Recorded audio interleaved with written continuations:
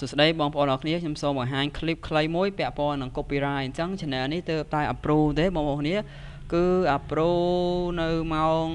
3:46 នាទីពេលថ្ងៃ18ហ្នឹងតែម្ដងណាអញ្ចឹងទើប approve ទេប៉ុន្តែនៅពេល approve ហ្នឹងគឺមានការជាប់ copyright បងប្អូននេះឃើញ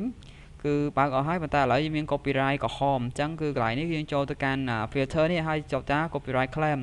អញ្ចឹងបងប្អូននេះសូមចុចកន្លែងហ្នឹងណានេះកន្លែង copyright ហ្នឹងបងប្អូនចុចចេះមកនេះណាចុច more detail នេះអញ្ចឹងឥឡូវខ្ញុំអាមួយមិញខ្ញុំធ្វើហើយខ្ញុំចុចទី2ណាកន្លែងនេះ more detail ហ្នឹងណាចោលលើវាមកវាចេញ more detail ខ្ញុំចុច more detail មក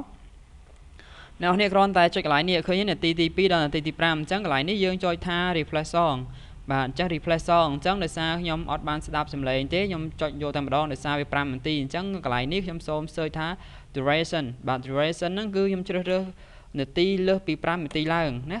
longer than មានថាលើសពី5នាទីព្រោះនាទីនេះគឺ5នាទីជាងអញ្ចឹងខ្ញុំដាក់ add ឡើងនេះខ្ញុំអត់ស្ដាប់ទេខ្ញុំចុច add យកតែម្ដងដោយសារគ្រាន់តែដោះ copyright ទេអញ្ចឹងចុច save តែម្ដងណា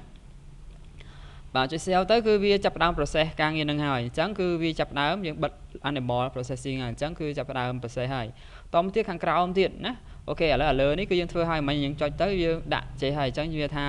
វីដេអូហ្នឹងកំពុង process អញ្ចឹងនៅពេលក្រោមទៀតយើងគ្រាន់តែស្អល់លើវាចុច detail បាទ detail បែបនេះហើយបងប្អូនគ្រាន់តែចុចកន្លែងនេះនេះឃើញនាទីទី0ដល់នាទីទី152អញ្ចឹងយើងគ្រាន់តែចុច replace song ណាបងប្អូននេះបាទ replace song ទៅហើយវានឹងចាប់ផ្ដើមធ្វើបង្ហាញកន្លែងនេះអញ្ចឹងគឺចង់ពេញវីដេអូតែម្ដងអញ្ចឹងគ្រាន់តែយកវីដេអូមួយសំឡេងមួយណាក៏បានក្នុងហ្នឹងយើងចុច add មក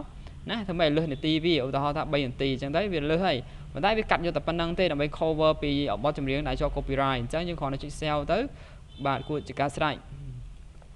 បាទអញ្ចឹង system មានធ្វើការ update automatic ដល់ខ្លួនឯងយើងគ្រាន់តែបិទចោលទៅគឺបានហើយបាទមួយទៀតគឺចុងក្រោយគឺគ្រាន់តែចុច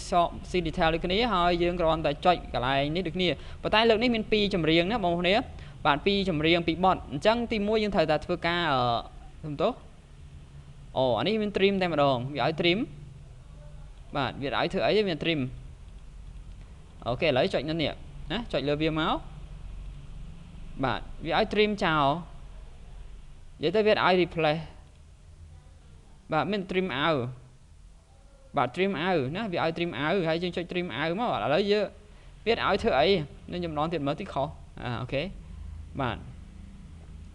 នេះវាឲ្យ trim out តែម្ដងបាទ trim out cut out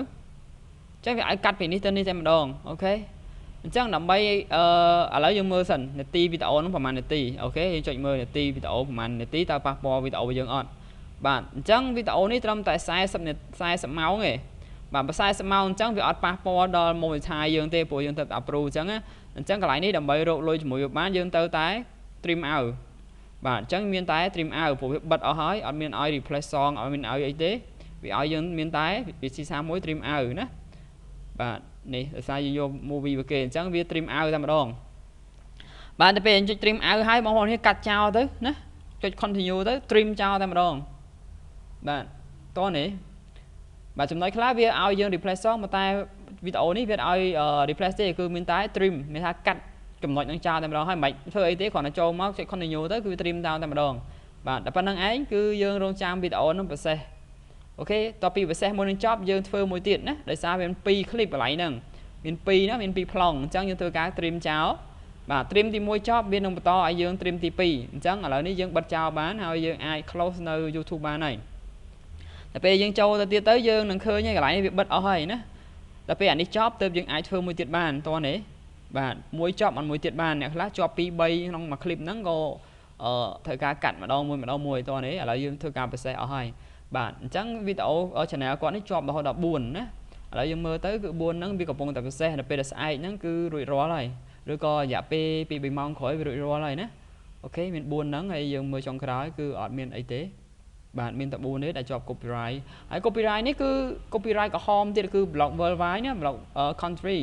បាទពាក់ព័ន្ធក្រហមហ្នឹងគឺ block country ណាអត់ monetize បានទេបាទវាខុសហ្នឹងហើយអូខេអានេះអត់អីអត់មាន block worldwide គ្រាន់តែវាអត់អាចរកលុយបានតោះលុះត្រាតែអានេះចេញមក block country អាហ្នឹងទៅវា block country ប្រទេសខ្លះមើលអត់បានបាទអញ្ចឹងគ្រាន់តែ eligible មានថារកលុយអត់បានឥឡូវនេះខ្ញុំធ្វើការ trim ឬក៏ធ្វើការ replace song អញ្ចឹងស្អែកឡើងនឹងរកលុយបានធម្មតាបាទ តនេះព្រោះយើងផ្លាស់ប្ដូរភ្លេងឡើងជាប់ copyright អានេះ copyright ភ្លេងដោយសារលេង game ហ្នឹងតែគាត់ដាក់ចម្រៀងចូលអញ្ចឹងវា copyright ភ្លេងអញ្ចឹងស្អែកឡើងគឺរកលុយបានធម្មតាបាទអរគុណច្រើននេះគ្រាន់តែបញ្ជាក់ថាវីដេអូដែលជាប់ copyright ក្នុង channel យើងក៏អាចរកលុយបានដែរហើយក៏យើងអាចជួសជុលវាបានដែរដើម្បីឲ្យវារកលុយបានធម្មតាអូខេអរគុណសម្រាប់ clip មួយនេះមានតែប៉ុណ្្នឹងចែកជម្រាបបងប្អូនអរគ្នាអូខេបាយបាយ